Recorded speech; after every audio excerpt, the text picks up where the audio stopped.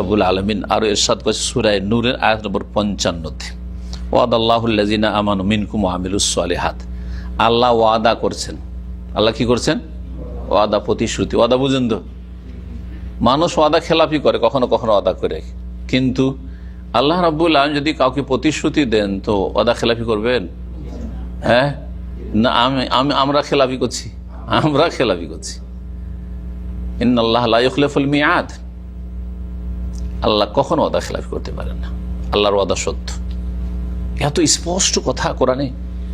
ওয়াদাল্লাহ, আল্লাহ প্রতিশ্রুতি দিচ্ছেন কারাকে? আল্লাযীনা আমানু মিনকুম, তোমাদের মধ্যেকার ওই সব লোকদেরকে যারা ঈমানদার হয়েছে।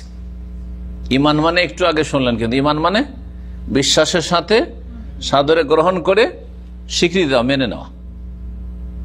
জি, বিশ্বাস আছে যে 5 ওয়াক্ত নামাজ ফরজ, কবুল করেছেন আপনি? বলছেন মন থেকে কবুল করেছি। স্বীকৃতি দিয়েছেন, পালন করছেন, বলছেন না নামাজটা পড়ি না। তাহলে কি কবুল করেছেন আপনি? কি কবুল করেছেন আপনি? তৌহিদ কবুল করেছেন? হ্যাঁ, তৌহিদি জনতা করেছেন, কিন্তু কবর মাজার পূজায় ডুবে আছেন। কি কবুল করেছেন আপনি? তৌহিদ কবুলই তো করেননি আপনি। শুধু লা ইলাহা ইল্লাল্লাহ মন্ত্র পাঠ করেন। হ্যাঁ, লা ইলাহা পড়েন আপনারা, কিন্তু লা ইলাহা বাস্তবায়ন করেন না, এটাকে মেনে নেন না। আল্লাহ ছাড়া কোনো সত্য উপাস্য নেই কথা মেনে নেন না। পড়েন, খুব জিকির করেন আপনারা, জপেন খুব বেশি, কালেমা জপেন আপনারা, এই মুসলিম জাতি। যার ফলে আল্লাহ বলছে তোমাদের মধ্যেকার যারা ইমানদার তাদের সাথে আল্লাহ ওয়াদা করেছেন। ওয়ামিলুস সালিহাত, শুধু ইমানদার, ইমানের দাবিদার হইলে হবে না। ওয়ামিলুস সালিহাত, যখন ইমান আছে তাহলে ইমান অনুযায়ী ভালো আমলগুলি করতে হবে। এর জন্য এক বচন না বহু বচন সলিহাত। সলেহুনের বহু বচন হচ্ছে, বা সলেহাতুনের বহু বচন হচ্ছে সলেহাত। অনেক নেক আমল আছে, অনেক ভালো কাজ আছে, যেই কাজগুলিকে আল্লাহ এবং তার রাসূল ভালো বলেছেন সেই কাজগুলি করবে। ওয়ামিলু, আমল করলেন। 5 ওয়াক্ত ভালো কাজ, নামাজ পড়া, 5 ওয়াক্ত সালাত পড়েছেন। জুমা জামাত ভালো কাজ, জামাতে সালাত আদায় করা ভালো কাজ, মানে ফরজ কাজ। জুমা পড়া ভালো কাজ, 5 ওয়াক্ত সালাত আদায় করা, রমজানের সিয়াম, যাকাত দেওয়া, হজ করা, হেজাব পর্দা করা। না, হেজাবের বিরুদ্ধে মুসলিম মন্তব্য করছে, ইসলামের বিরুদ্ধে মুসলিম বলছে, কি করে সাহায্য করবেন? আর তাকে শাস্তি দেওয়ার কোন নেতা নেই, তার শাস্তি নেই, সে বুক ফুলে ঘুরে বেড়াচ্ছে, কি করে সাহায্য করবেন? কিসের ওয়াদা করবেন? ওয়াদা খেলাফ আমরা করেছি। ইমানদার হয়ে যদি সৎকর্মশীল হয়ে যাও তো তোমাদের সাথে আল্লাহ ওয়াদা করেছেন। কি ওয়াদা? ওয়াদাগুলি শুনেন, 1 2 3, 3টি ওয়াদা আছে। সুবহানাল্লাহ, 3টি বকশিস আছে আল্লাহর, 3টি দান আর 2টি শর্ত। শোনেন, বলছেন আল্লাহ রাব্বুল লা ইস্তাখলিফান্নাহুম ফিল আরদি, তাদেরকে অবশ্যই অবশ্যই খেলাফত দেবেন, নেতৃত্ব দেবেন, ফিল আরদে, পৃথিবীতে, আখিরাতে নয়, জান্নাতে নয়, হাসর মাঠে কথা বলেননি, দুনিয়াতে। ফিল আরদে মানে কি? ইহ জগতে বেঁচে থাকতে এই পৃথিবীতে কি দেবেন আল্লাহ? খেলাফত দেবেন। কি করবেন আল্লাহ? খেলাফত দেবেন। ইস্তেখলাফ মানে খেলাফত দেওয়া। এখানে জামাত ইসলামীর বিভ্রান্তির নিরসন, ভালো করে শুনেন, কারণ জামাত ইসলামীর গুমরাহি অনেকের মগজে ঢুকে আছে, কারণ ওদের চমৎকার কথায় অনেকে ধোকা খায়, কিন্তু তারা যে বড় গুমরাহিতে নিমজ্জিত, তারা যে কোরআন এবং হাদিসের অপব্যাখ্যা করে ইসলামের নামে শুধু তার রাজনীতি করে, হ্যাঁ, তাদের কাছে আসল ইসলাম নেই। ইসলাম তাদের একটা পুঁজি, সেই ইসলামকে পুঁজি করে তারা ধর্ম ব্যবসা করে। এটা আরেক ধর্ম ব্যবসা। এক হচ্ছে মাজার ধর্ম ব্যবসা, তাবিজ ধর্ম ব্যবসা, মিলাদ ধর্ম ব্যবসা, আর একটা হচ্ছে ইসলামের রাজনীতি করা ধর্ম ব্যবসা। এটাও শোনেন আল্লাহ কি বলছেন, ভালো করে শুনুন। কিন্তু অবশ্যই অবশ্যই আল্লাহ তাদেরকে খেলাফত দেবেন। ইস্তিখলাফ মানে খেলাফত দেওয়া। কি করবেন আল্লাহ? খেলাফত দেবেন। জামাত ইসলামীরা খেলাফত দেবেন বিশ্বাসী নয়, খেলাফত নিতে হবে কেড়ে। খেলাফত কি করতে হবে? কেড়ে নিতে হবে। মওদুদির থিওরি হচ্ছে, বা হাসানুল বান্না, সৈয়দ কুতুবের থিওরি হচ্ছে, জামাত আর ইখওয়ানীদের, যে পৃথিবীতে মুসলিমদের কিছু নেক জওয়ান তৈরি করতে হবে, নেক লোক তৈরি করতে হবে, সলেহীন। আর এই সলেহীনদেরকে তৈরি করে যারা অসৎ লোক তাদের কাছে নেতৃত্ব চলে গেছে, জাহিলিয়াত ছেয়ে গেছে, সুতরাং তাদের কাছ থেকে নেতৃত্ব ছিনিয়ে নিতে হবে। হ্যাঁ, এই যে ছিনিয়ে নেওয়ার চেষ্টা, এর নাম আন্দোলন। আর ছিনিয়ে নিয়ে সফলতা লাভ করা, এটা হচ্ছে বিপ্লব, ইনকিলাব। বিপ্লব বাংলায়, ওটা আরবিতে কি ইনকিলাব, সওরা উর্দুতে ইনকিলাব, যদিও ইনকিলাব শব্দটি আরবি। ইনকিলাব জিন্দাবাদের করে না, স্লোগান দেয় না, এই ইনকিলাব। এবার বুঝলেন? আচ্ছা, যারা ইসলামের রাজনীতি করে এই দুটো শব্দ কিন্তু ব্যবহার করে। আন্দোলন করতে হবে, ইসলামী আন্দোলন, ইসলামী আন্দোলন শুনে যান না?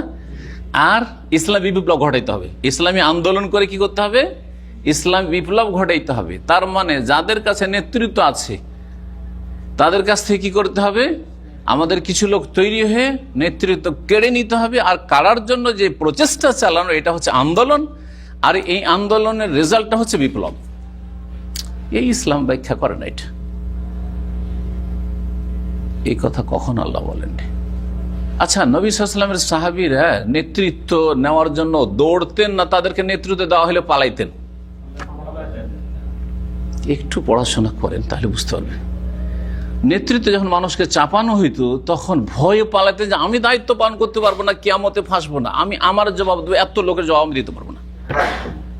কথা বোঝা গেছে? জবরদস্তি চাপিয়ে দেয়, তোমাকে এটা করতে হবে, মালিকানা নিতে হবে তোমাকে, তখন নিরুপায় হয়ে নিত। বোঝা গেছে? আর এই যে ইসলামী আন্দোলন আর এই যে বিপ্লব, এটা হচ্ছে কি জবরদস্তি কেড়ে নিয়ে নেতৃত্ব নেওয়া। আর তারপরে সেটা দিয়ে যখন হচ্ছে না, তখন গণতন্ত্রের কুফরিতে ঢুকে পড়া, যে তোমরা গণতন্ত্রের মাধ্যমে যখন ক্ষমতায় আসছো, আমরাও গণতন্ত্রের কুফরিতে ঢুকে ইসলাম কায়েম করব। প্রথম কুফরি করব, তারপর ইসলাম কায়েম করব। মজার কথা, গণতন্ত্র হচ্ছে কুফরি মতবাদ, কুফরি করে কি করব? ইসলাম কায়েম করব, একামতে দিন করব। ইসলাম এগুলো ইসলাম? আউযুবিল্লাহ। কিভাবে ধোঁকা দিয়ে রেখেছে মুসলিম জাতিকে। আমি আয়াত থেকে ইস্তেলাল করছি। আল্লাহ খেলাফত দেবেন, খেলাফত নিতে হবে এই কথা বলেনি। না হলে আল্লাহ বলতেন যে তোমাদের কাজ হচ্ছে, ডিউটি হচ্ছে তোমরা খেলাফত নেওয়ার চেষ্টা করবে। হ্যাঁ, খেলাফত কি করবে? নেওয়ার চেষ্টা করবে। না, আল্লাহ বলছে তোমাদেরকে আল্লাহ খেলাফত দেবেন, এর ওয়াদা করছেন।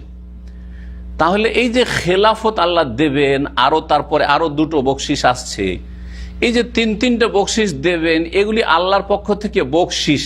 এগুলির জন্য আল্লাহ কি বলছেন?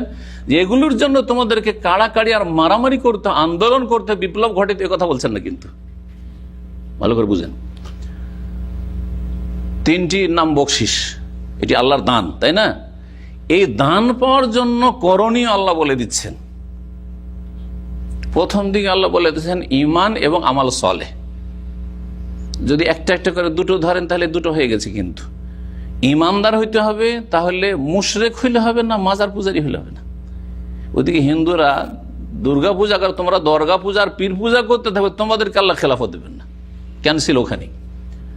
বলছে তৌহিদ আছে, আমরা আহলে হাদিস, আমরা সালাফি, সহি আকীদা, আমরা মাজার টাজার পূজা করি না, পীরও ধরি না। হ্যাঁ, ঠিক না? তাহলে কুফরি, নাস্তিকতা মুক্ত হইতে হবে। এই যে বাতিল মতবাদগুলি মন্ত্রতন্ত্রে বিশ্বাসী হয়ে গেছে বা তার পিছনে ছুটাছুটি করছে, এগুলো বাদ দিতে হবে। মানবরচিত বিধানের পিছনে ছুটাছুটি করছে, এই যে দুনিয়ার রাজনীতি, এইসব বাদ দিতে হবে। মানবরচিত রাজনীতি বাদ দিতে হবে, গণতন্ত্র রাজনীতি, এগুলো হচ্ছে কুফরি মতবাদ। কথা বোঝা গেছে? তাহলে শিরক মুক্ত হইতে হবে, ইমানদার হলে কুফরি মুক্ত হইতে হবে, মুনাফিক মুক্ত হইতে হবে। নবী সাল্লাল্লাহু আলাইহি ওয়াসাল্লাম বলেছে ফজর নামাজ কেউ না আসে তো তার মধ্যে মুনাফিকই আছে, তাই না? কথা ঠিক না? যাকে নামাজ পড়তে ভারী লাগে সে হচ্ছে মুনাফিক, আর অধিকাংশ নামাজ পড়েন না। তাহলে তো ইমান ওইখানে ক্যান্সেল হয়ে যাচ্ছে আমরা।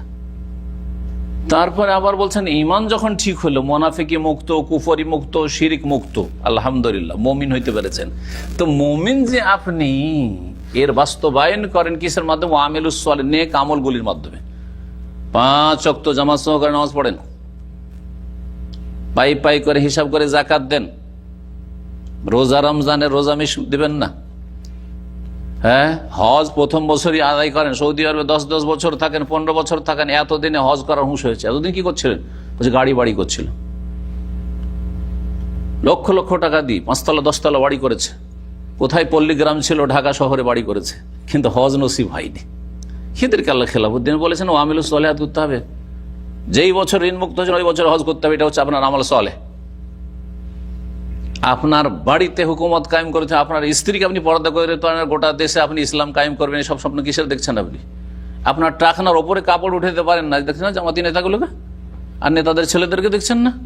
টাকনার নিচে হারাম কাপড়, জাহান্নামে যাওয়ার কাপড় পরছেন আর বলছেন যে আমরা ইকামতের দিন করবো, এবার ইসলাম কায়েম করে এবার গোটা দেশে ইসলামী আইনের বাস্তবায়ন করবো। কোথা থেকে আসবে এটা? নিজের শরীরের উপরে ইসলাম কায়েম করতে পারছি না। কথা বোঝা গেছে?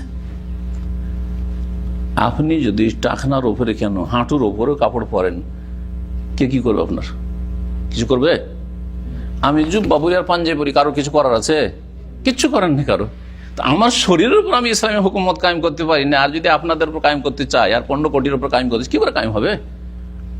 বুঝতে পারছেন না? পারছেন না? ও আমিলুস সলিহাত, নেক আমল করতে হবে, নেক আমল করতে হবে। গুণগুলি শোনেন। তাহলে আমাদের করণীয় আন্দোলন ফান্দোলন নয়, আর বিপ্লব ঘটানো নয়। ভালো করে শুনে রাখেন, এইসব শব্দগুলি বাদ দেন, এগুলো বেদাতি শব্দ। কি করতে হবে আমাদেরকে? ঈমান ঠিক করতে হবে, নেক আমলগুলি করতে হবে, আর তারপরে শেষখানে আছে ইয়াবুদুনানি লা ইউশরিকুনা বি শাইআ, একমাত্র আমার ইবাদত করতে হবে, মানে তৌহিদ প্রতিষ্ঠা করতে হবে, আর আমার সাথে যেন কোনো কিছুকে শরিক না করা হয়। শিরক মুক্ত হইতে হবে, শিরক মুক্ত, ছোট শিরক বড় শিরক মুক্ত হইতে হবে। তাহলে একটা একটা করেও যদি ধরেন, যদিও তৌহিদটা ইমানের অন্তর্ভুক্ত, শিরক মুক্ত হওয়াটাও ইমানের অন্তর্ভুক্ত, সে যেন প্রথম দিকে বলেছি যে দুটো গুণ, মানে আল্লাহর ইবাদত করো পজিটিভ, আর শিরক করিও নেগেটিভ। তোমাদের মধ্যে পজিটিভ আর নেগেটিভ দুটো যদি থাকে, তুমি আল্লাহর বান্দা হয়ে গেছো, আর কারো গোলামি করো না। হ্যাঁ, দুর্গার কাছেও ধর্ণা দাও না, দরগাতেও ধর্ণা দাও না। হ্যাঁ, আর মানবরচিত বিধানও বিশ্বাস করো না। ইয়াবুদুনানি লা ইউশরিকুনা বি শাইআ, তোমাদের করণীয় এগুলো। আর আল্লাহর করা করণীয় হচ্ছে খেলাফত দেবেন। এক, আর দুটি শুনেন। বলছেন যে অবশ্যই অবশ্যই, দেখেন এখানে লাম তাকিদ বানুন তাকিদ, আরবি গ্রামার পড়েছেন কেউ? হ্যাঁ, পড়েছেন না? নুনে সাকিলা, এত এত তাকিদ আছে। অবশ্যই অবশ্যই, লাম মানে অবশ্যই আর নুন মানে অবশ্যই। আর আর আরেকটা হচ্ছে কসম, যেখানে লাম তাকিদ থাকে, লায়াফালান্না মানে আল্লাহ, যেন কসম করা হচ্ছে, কসম আর এক তাকিদ। তাহলে 3 গুণ তাকিদের সাথে আল্লাহ বলছেন যে অবশ্যই অবশ্যই অবশ্যই আল্লাহ তোমাদেরকে নেতৃত্ব দেবেন। কামাস্তাখলাফাল্লাযীনা মিন ক্বাবলিহিম, এই কামাস্তাখলাফাল্লাযী এই জন্য বলছে যে অনেকে ভাবতে পারি কোন রে আদার ব্যবসায়ী, আর যদি প্লেনের খবর বলেন, ও আদা বিক্রি করে হাটে, আর ওকে যদি তোকে প্লেনে চড়াবো, বলছে আমার কাছে বাসে চড়ার পয়সা নেই, ট্রেনে চড়ার পয়সা, তো আমাকে প্লেনে চড়ে কোথায়? এদিকে ছাগল চড়াছাড়, এদিকে উঁট চড়াছাড়, ওদের মাঝে আয়াত নাজিল হচ্ছে। তো অসম্ভব না মনে করতে পারে আল্লাহ খেলাফতিতে পৌঁছে দেবেন আমাকে? এ কেমন কথা হইল? আল্লাহ বলছেন কামাস্তাখলাফাল্লাযীনা মিন ক্বাবলিহিম, এটা কোনো নতুন কথা না। যেমন ইতিপূর্বে, এর পূর্বে যেসব জাতিরা ছিল, ওদের মধ্যে যারা মুমিন ইমানদার হয়েছে আর নেক আমল করেছে, তাদেরকে আল্লাহ খেলাফত দিয়েছেন। দাউদ আলাইহিস সালামকে দেননি? দিয়েছেন না? দেননি? ইউসুফ আলাইহিস সালামকে দেননি? ইউসুফ আলাইহিস সালাম কি ছিল? তোমার কাছে তো বকরির পাল আছে, না উটের পাল আছে, তাই না? কিছু খেজুর আছে, পানি আছে। ইউসুফ আলাইহিস সালামকে তো কূপে ফেলা হয়েছিল, কূপ থেকে উঠিয়ে নিয়ে গিয়ে আল্লাহ ওকে কোথায়? খেলাফতের নেতৃত্বে পৌঁছে দিলেন। বুঝলেন না? বুঝলেন না? মূসা আলাইহিস সালামকে মূসাকে মারার জন্য হাজার হাজার শিশুকে মারা হয়েছে, নিষ্পাপ শিশুকে মেরেছে ফেরাউন। আল্লাহ বলছেন তুই মারছিস, মূসাকে মারার জন্য এত হাজার হাজার শিশু মারলি, মূসাকে তোর বাড়িতে তোর খরচে মানুষ করে নেব, ওর মার দুধ খাবে, তোকে খরচ দিতে হবে। চিন্তা করেন আপনি, চিন্তা করেন যে মানুষ করতে পারে? অকল্পনীয় এটা, আসলে মানুষের কল্পনার বাইরে। যে এই এক মূসাকে খোঁজার জন্য আর ধরার জন্য ঠেকানোর জন্য হাজার হাজার কি লক্ষ লক্ষই, আল্লাহ জান, ওর হিসাবে নাই বেহিসাব শিশুকে মেরেছে বনি ইসরায়েলদের। ইউযাব্বিহুনা আবনাহুম, জবাই করত তাদের ছেলে সন্তানদেরকে। ওয়াস্তাহিয়ুনা নিসাআহুম ওয়া ফি যালিকুম বালাউম মির রাব্বিকুম আযীম। কত মহা শাস্তি ছিল তোমাদের জন্য, এটি ছিল বড় শাস্তি ছিল বনি ইসরায়েলদের জন্য, এটি আল্লাহ বলছেন।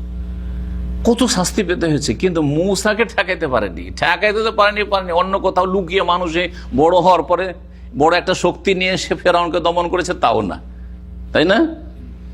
ও ফেরাউনের বাড়িতে মানুষ, ফেরাউনের বিবি আদর স্নেহ করছে, যত্ন করছে, তারপরে কারো দুধ খাচ্ছে না তো মায়ের কাছে আবার আল্লাহ পৌঁছে দিচ্ছে, কারণ মায়ের যেন টেনশন না থাকে, আর ছেলেও হয়তো অন্য দুধ হয়তো তার জন্য উপযোগী হবে কি, স্বাস্থ্যের জন্য ক্ষতিকর হবে না, ও মায়েরই দুধ খাক, আর মা ওর ভাতা পায় সরকারি রাজার কাছ থেকে, ভাতা পায় এই খুনির কাছ থেকে।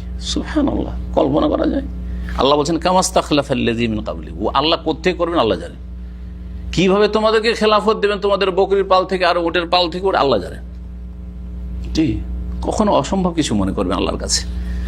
যেমন আল্লাহ খেলাফত দিয়েছেন ওদের পূর্বের লোকদেরকে বা তোমাদের পূর্বের লোকদেরকে, একটি নিয়ামত হচ্ছে আল্লাহ খেলাফত দেবেন, খেলাফতের জন্য কাড়াকাড়ি করা লাগবে না, যেটা হচ্ছে আন্দোলন আর বিপ্লব, ওইসব লাগবে না। দ্বিতীয় আল্লাহর বকশিস হচ্ছে বা আল্লাহর দান হচ্ছে যে অবশ্যই অবশ্যই আল্লাহ শক্তিশালী করে দেবেন ওদের জন্য যারা ইমানদার এবং সৎকর্মশীল, আমিলুস সালিহাত, এই যে গুণ মনে রাখবেন, যারা মুমিন সৎকর্মশীল ভালো মানুষ, তাদেরকে আল্লাহ শক্তিশালী করবেন, তাদের জন্য শক্তিশালী করবেন তাদের দ্বীনকে, ইসলামকে শক্তিশালী করবেন। পৃথিবীর মধ্যে ইসলাম হবে সবচেয়ে শক্তিশালী দ্বীন। ইসলাম যখন শক্তিশালী দ্বীন হবে তো মুসলিম হবে শক্তিশালী জাতি, তাহলে আর সব জায়গায় মার খাচ্ছে। আয়াতে একরকম বলছে আর আমরা পুরো উল্টো অবস্থা দেখছি, তাহলে দোষটা আমাদের মধ্যে আছে। যেই দিনকে আল্লাহ মনোনীত করেছেন তাদের জন্য, যেই দিন আল্লাহর মনোনীত, আল্লাহ চান যে তার দিন শক্তিশালী হোক, আল্লাহকে চান যে বাতিল শক্তিশালী হোক, কখনো চান না, কিন্তু আমরা এই সুযোগ দিয়ে দিয়েছি। আর তৃতীয় বকশিস আল্লাহর, তৃতীয় দান হচ্ছে অবশ্যই অবশ্যই পরিবর্তন করে দেবেন, পাল্টিয়ে দেবেন, মিন বাদে খৌফিহিম, তাদের ভয় ভীতির পরে আমনা, নিরাপত্তায়। কত ভয়ে ভীত, কত ভয়ে ভীত, সুবহানাল্লাহ। সাহাবীদের তো ভয় আছেই, ভয়ে লুকিয়ে নামাজ পড়তে হচ্ছে, লুকিয়ে লুকিয়ে ইসলামের দাওয়াত 5 বছর ধরে রাসূলুল্লাহ সাল্লাল্লাহু আলাইহি ওয়াসাল্লাম সাহাবারা লুকিয়ে লুকিয়ে দাওয়াত দিচ্ছেন। 2 জন একসাথে থাকলে ইসলামের কথা বলেনি, একজন একা পেয়েছে, লোকটা একটু ভালো মানুষ মনে হচ্ছে, লোকটাকে ইসলামের কথা বললে মনে হয় শুনবে। জানো মুহাম্মদ সাল্লাল্লাহু আলাইহি সাল্লাম নবী হয়ে এসেছেন, খুব ভালো ভালো কথা বলছেন, শুনবে? যদি শোনো তো চলো আমার সাথে, তোমাকে গিয়ে শোনাই, তোমাকে যদি ভালো লাগে তো চলো, ইসলাম কবুল করে না, আমি কবুল করে নিয়েছি। লুকিয়ে লুকিয়ে নামাজ পড়ছেন।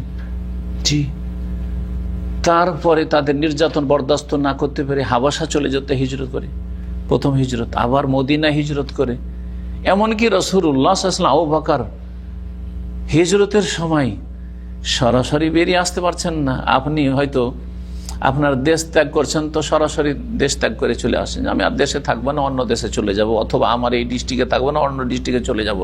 ছিলাম বেদাতি এলাকা, তো ওইখান থেকে আমি চলে আসলাম, সহি আকিদার ভাইয়েরা আছে, চলো ভাই, অনেক ভাইরা এসে রাজশাহীতে জায়গা কিনছেন, যেমন ওদের ভাইরা অনেকই ফ্যামিলি লাগছে, চলে আসে, খোলাখুলি আসছেন, তাই না? ছেলে মেয়ে পড়ানোর জন্য অমুক জায়গায় চলে গেছি, আমি অমুক জায়গায় চলে গেছি, ঢাকার অমুক জায়গায় থাকছি, অমুক মাদ্রাসা, সহি আকিদার মাদ্রাসা আছে, ওখানে আমি ছেলে মেয়ে রাখছি, ওখানে বাসা নিয়েছি। লুকিয়ে তো না, কিন্তু নবী সাল্লাল্লাহু আলাইহি ওয়াসাল্লাম, আবু বকর লুকিয়ে গিয়ে, তাও ভোর হয়ে যাবে তার আগেই গুহাতে আশ্রয় নিয়েছেন, লুকিয়ে গেছেন। আচ্ছা, মদিনা হচ্ছে উত্তর দিকে আর দক্ষিণ দিকে যাচ্ছেন, যাতে করে তল্লাশি না হয়, আর তল্লাশি হইলেও কম হয়। চিন্তা করেছেন কেমন লুকাইছেন, কত ভয়ে ছিলেন, তাহলে চিন্তা করেন তো। শুধু জানের ভয় না, তারা দিনের ভয়, দিন কেড়ে নেবে, ইমান কেড়ে নেবে, ইসলাম কেড়ে নেবে, কারণ সবাই বরদাস্ত করতে পারবে না। নবী সাল্লাল্লাহু বরদাস্ত করবেন, আবু বকর বরদাস্ত করবেন, কিন্তু অনেক মানুষ হয়তো, বেলাল বরদাস্ত করেছেন, যতই তাকে পিটেছে, যতই মেরেছে, যতই আগুনে আর ওপরে ফেলে রেখেছে, যতই বুকের পাথর চাপেছে, আহাদ করতে থেকেছেন, সবার দ্বারা সম্ভব, তো আমার আপনার দ্বারা সম্ভব নাও হইতে পারে। ভাববেন যে জায়েজ আছে কুফরি, নিরুপায় অবস্থায় কুফরি কথা বলা, তাই না? কত ভয়ে ভীত, জি, কত ভয় ভীত মানুষ যখন জুলমের শিকার হয় তখন কয় ভীত সন্ত্রস্ত কত হয়। আজকে রোহিঙ্গা আর মুসলিমরা, মানে বার্মার যে মুসলিম ভাইরা রোহিঙ্গা, কত ভয়ে ভীত হয়ে বাংলাদেশে এসে আশ্রয় নিয়েছে। উফ, বাড়ি ঘর ধন সম্পদ সব কিছু ছেড়ে দিয়েছে। আজকে ফিলিস্তিনের মুসলিম ভাই বোনদের কত ভয় ভীতি। আহলে সুন্নাতের সিরিয়াতে কি অবস্থা, ভয় ভীতি। ইরাকে আহলে সুন্নাতের কি ভয় ভীতি। এই ভয়গুলি আল্লাহ দূর করে দেবেন, অবশ্যই অবশ্যই দূর করবেন। মিম্বাদে খৌফিম, তাদের ভয় ভীতির পরে আমনান, কিসে বদলে দেবেন? নিরাপত্তায়। ভয় ছিল, এখন নিরাপদ থাকবে, বুক ফুলিয়ে ঘোরাফেরা করবে, চলাফেরা করবে। কত বড় নিয়ামত। এই নিয়ামতগুলি দেবেন আল্লাহ।